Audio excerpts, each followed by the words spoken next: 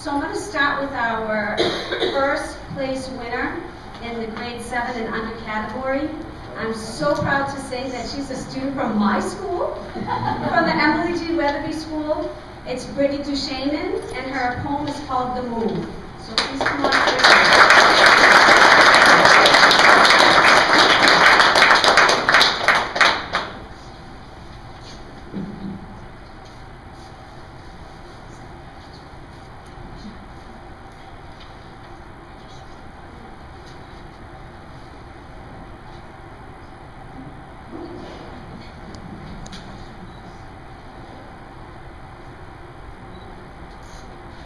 I was in second grade. I had to meet Valentine's Day, my last day at that school.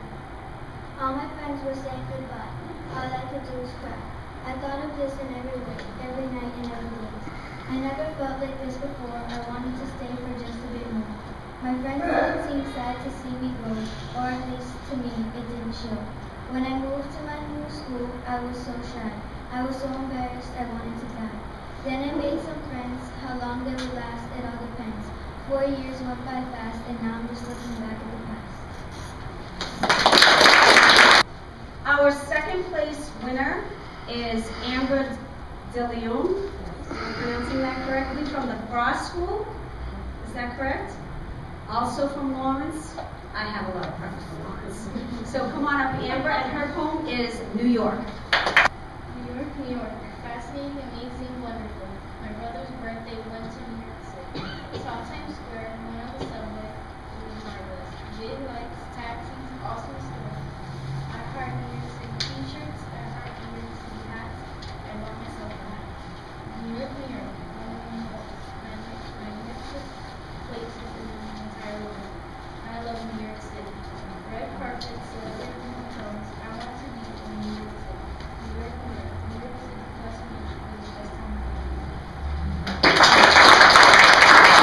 Our third place winner in the grade 7 and under category is Ryan Gregory. The name of his poem is When I Was Young, and I believe he's from Topsfield. Come on up, Ryan.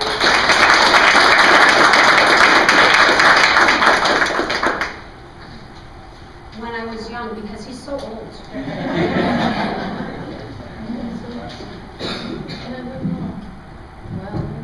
In the grass, I silently lay, staring at the bright light of day, thinking of the days I lay in my mother's lap, once in a while, sleeping a nap. I remember the days I were young, one to me, a book weighed a ton, learning to write, learning to read, running in the garden, planting my seed. I get on my bike, my dad lets go, holding on tight, going with the flow. First time with two wheels, I'm having fun, riding alone, gliding in the snow.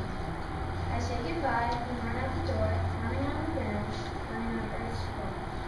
I get on the bus, I'm heading to school, wondering if today will be cool.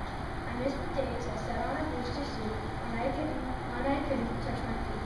I look in the garden, at the tree, tiny seed that grew just like me.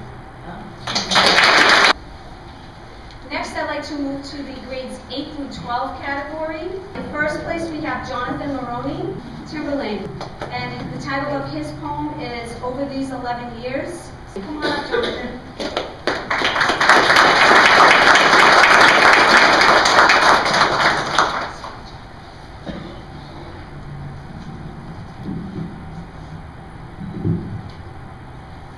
Old faces disappear down misted trails unfamiliar to my naked feet. Images of first grade fade from solid stone to ash in my mind. Fourth and fifth was one hell of a trip.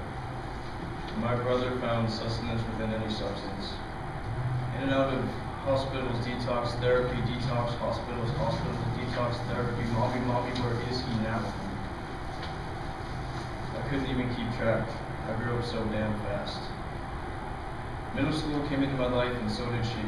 Her silk blonde hair I still sift my searching fingers through today. She was my earthbound angel, who swept me off my path of self-seducing suicide. I felt I found myself that it could be. How weird I can only be. Tossed into a new world, I felt free, I felt fresh. I lost myself that day. I learned that depression doesn't hit like a brick, but follows you like a shadow, so black and so thick. Sophomore year passed with tranquility and final peace of mind. Sunlight crept back into me as raindrops creep off leaves and shower my forehead with light in a true school. Now here I stand, a testament, a damn fine specimen of youth. As I look through this mirror into the reflective pool I've only dreamt of seeing the truth. Second place winner is Samantha Calderazzo, and her poem is Regret, and she's from North Andover.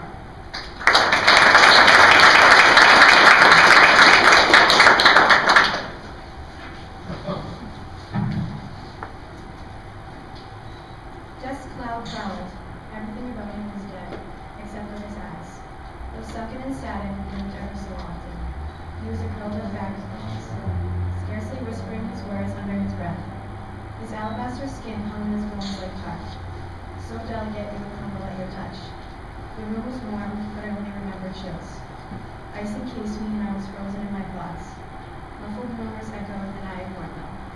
I ignored him. I had from goodbye and left without even a kiss. The next time I saw him, he was wrapped in the cold hands of his comfort. And ending off this category, in third place is Caroline Liu, and the title of her poem is This Is What Happened. She's from Woodhill Middle School in Andover.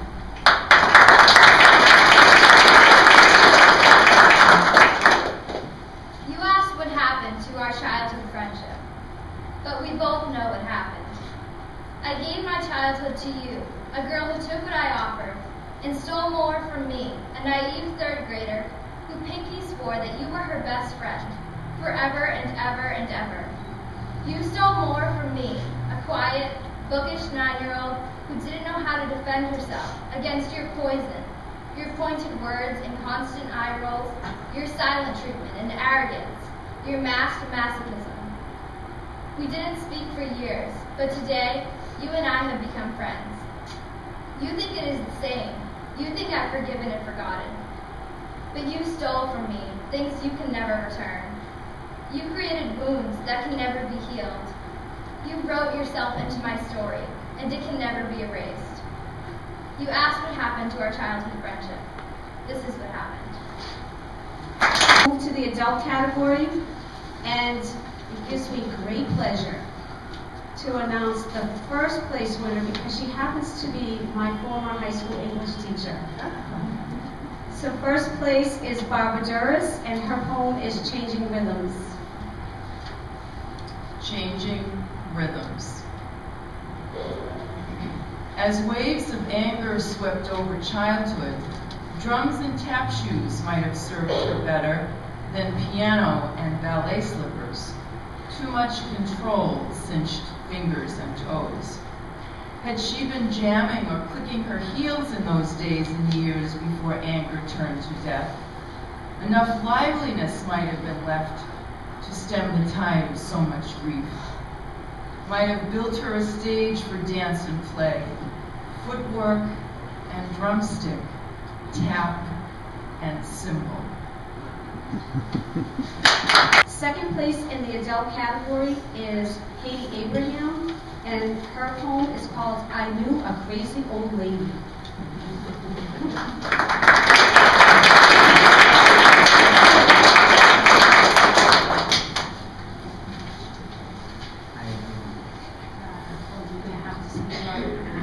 I can talk really, really loud. I knew a crazy old lady. She was crazy. Everyone said so, except Mama, who called her poor dear. Paintless, her house stood covered with dead vines, visible through the lace of our cornstalks and beanpoles. Wrapped like a mummy, gray from head to toe, her yells shrill and scratchy as she tracked our run by her house. I safari by the house, holding my breath, fearing a cat attack from her 100 cats, or a yell as the screen door slammed. We had a deal, Mama and me, when told to bring groceries to that crazy old lady. A dab of her evening in Paris beneath my nose. Salvation. I'm proud to say that Katie was also the third place winner in the adult category, and her third place poem is entitled travels.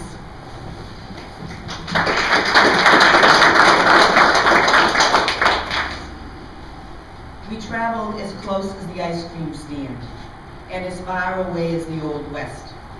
There was always a fight as to who would drive, but everyone knew I was best. The old Model T was unsafe, Grandpa said. Stay out of that rickety barn. The whole gosh darn ceiling will fall on your head became his familiar yarn. His dire warnings were lost, I must confess, on adventurers such as we. Off we would go, shouting, drivers beware, to explore the land of the free. One colorful escapade followed another, and we traveled from town to town, waving greetings to fellow explorers, ignoring my partner's frowns. 2 hands on the wheel was their frantic plea of a ride to the ditch there will be, but I shushed them aside with a wave of a hand and circled round that old tree. That dust-covered T took us many a place, and I cried when they hauled it away. But this I can tell you, there's no finer place than the barn on a rainy day.